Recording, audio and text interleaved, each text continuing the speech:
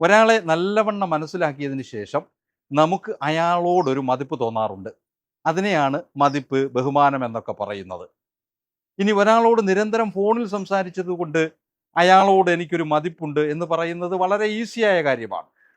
ഇനി നമ്മൾ കാണാത്ത ഒരാളോട് എനിക്കൊരു മതിപ്പുണ്ട് എന്ന് പറയുന്നതിനും വളരെ ഈസിയായ കാര്യമാണ്. യഥാർത്ഥത്തിൽ നമ്മൾ ആഴത്തിലൊന്ന് ചിന്തിച്ചു നോക്കിയാൽ നമ്മളോട് എപ്പോഴും സഹകരിക്കുന്ന എല്ലാവരോടുമൊന്നും നമുക്കൊരിക്കലും ഒരു മതിപ്പോ ബഹുമാനമോ തോന്നുവാൻ സാധിക്കില്ല.